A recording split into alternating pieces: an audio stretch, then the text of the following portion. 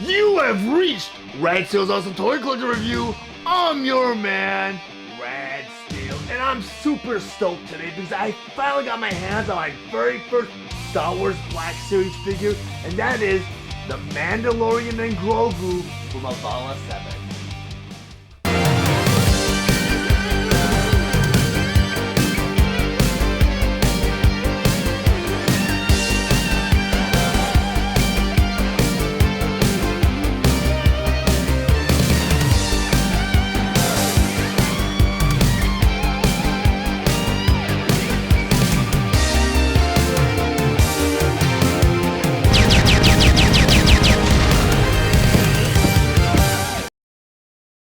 Star Wars from the Black Series, the Mandalorian and Grogu, Arvala-7.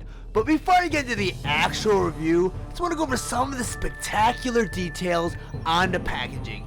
Up front here, you have a typical display window showing you both the figure and all the accessories inside. Then on the side of the box here, you have this beautiful illustration of the Mandalorian, the Mudhorn Egg, Grogu, and behind them both, the Mudhorn Beast. Then on the back of the box you have that exact same illustration along with a little caption that says the Mandalorian and Grogu Arvala-7. The Mandalorian is battle-worn and tight-lipped, a formidable bounty hunter in an increasingly dangerous galaxy who finds a mysterious alien pursued by bounty hunters on behalf of Imperial interest. Then down here you have the number that represents this set in the Star Wars Mandalorian series. Now, since this figure is my first figure in the Black Series, I'm gonna go ahead and do the unboxing right before your very eyes.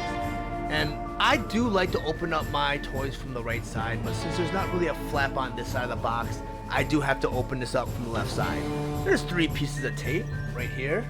I'm gonna go ahead and just cut these pieces of tape.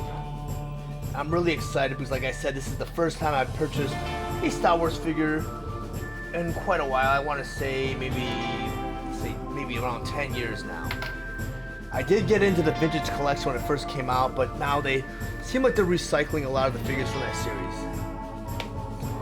Rip the box a little bit, but I have a hard time pulling this flap out. There we go. Yeah, I kind of tore it right here, but it's all good. It's on a blister tray. Nice thing is there's a window to the blister tray that kind of protects the figure. Not much swag inside the box. And I don't know if he's held on by any tie wraps. He's packaged much like the G.I. Joe Classified series. The nice thing about that is they are from the same company. Blister trays secure these figures really, really well. The cape is kind of made out of rubbery plastic. I mean, I like soft goods, but I can see in this case why they would mold the cape. I'll probably get into that during the actual review. All the stuff out of the package first. You have a sniper rifle here, and that's held on by a piece of tape. I'm gonna pull that out. And here you got Grogu, or Baby Yoda, or the child, whatever you want to call him. Very tiny. You have this little floating bassinet.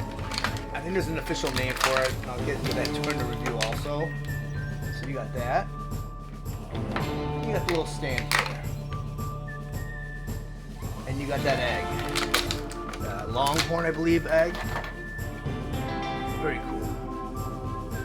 Star Wars, the Black Series, the Mandalorian and Grogu Arvala-7. The Mandalorian and Grogu were released on March 1st, 2022 with the suggested retail price of $36.99, and they're available exclusively at Target. The Mandalorian features multiple points of articulation and a premium design detail with the most dynamic poses for displaying. His accessories include Grogu, an Ambin sniper rifle, blaster pistol, hover pram, and a Mudhorn egg. The Mandalorian stands 6 inches tall and he's meant for fans ages 4 and up. Now that I have the Mandalorian on my display table, so I want to go over some of his play features and accessories. First I want to talk about, of course, Baby Yoda, the child, Grogu, whatever you want to call him. He's more of a figurine as opposed to an action figure because he has no points of articulation. And this pose is very scene specific, and it plays into the whole gimmick behind why he's all muddied up. The Mandalorian was battling a Mudhorn, and the reason he was battling this Mudhorn is because his ship was stripped down by Jawas. He negotiated a deal where if he grabbed a Mudhorn egg, which is a delicacy for the Jawas, they would give him his parts back. And while he was battling this Mudhorn, the Mudhorn got the upper hand and was about to finish him off, where it revealed that Baby Yoda was very strong with the Force, was able to hold the Mudhorn in the air before it was defeated.